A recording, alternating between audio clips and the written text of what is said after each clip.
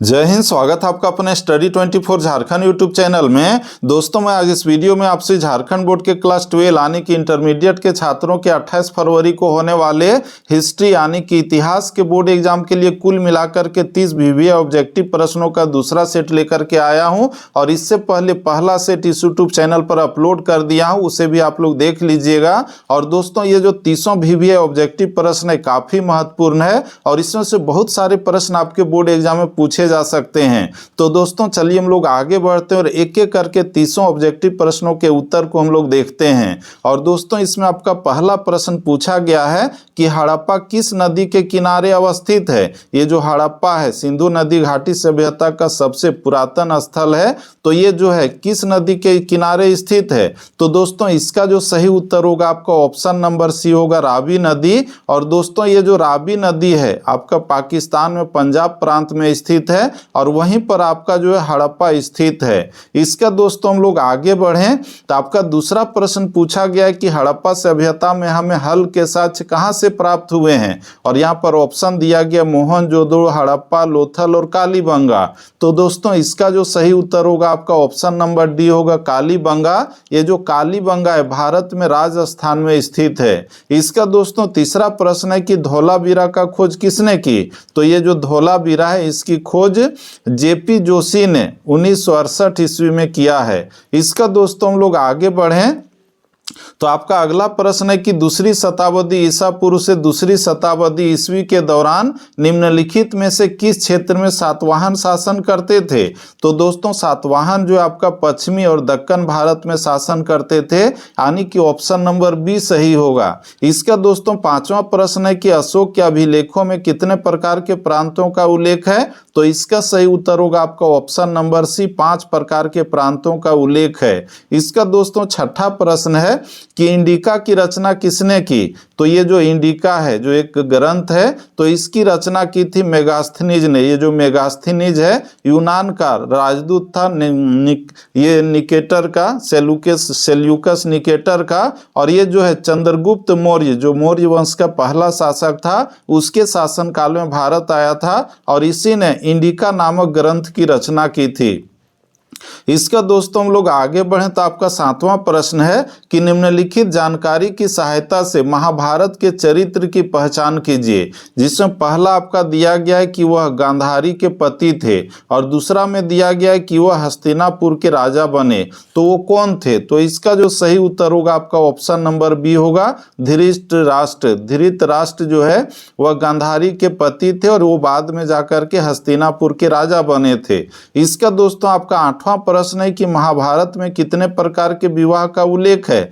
तो महाभारत में कुल मिलाकर के 8 प्रकार के विवाह का उल्लेख है, यानी कि ऑप्शन नंबर सी सही होगा।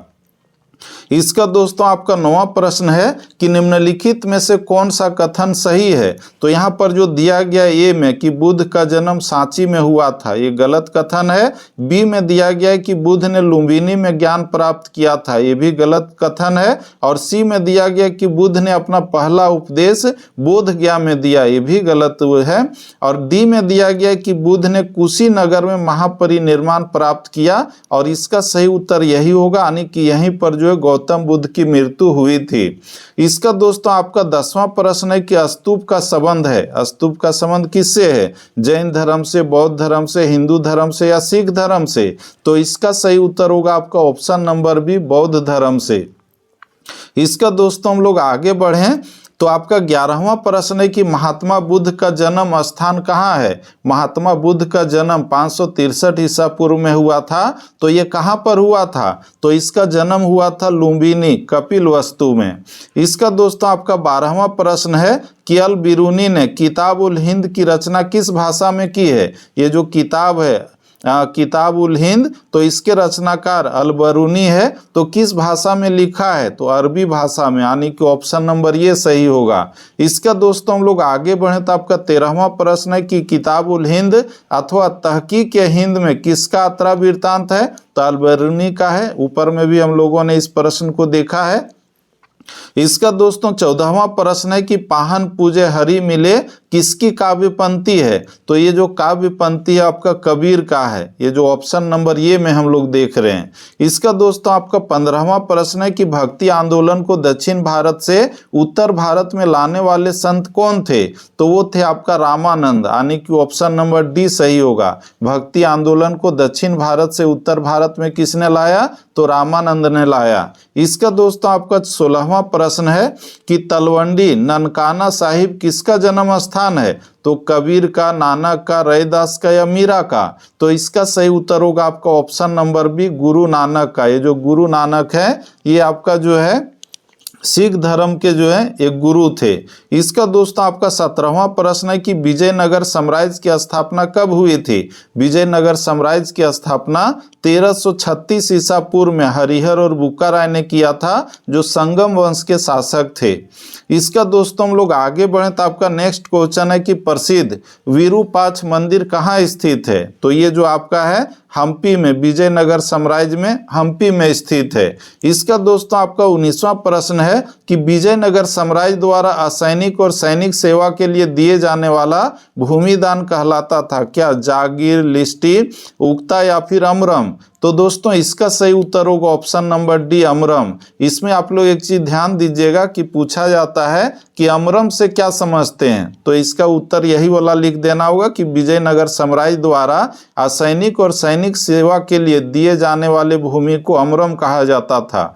तो इस तरह से 19वें प्रश्न के उत्तर को देखा।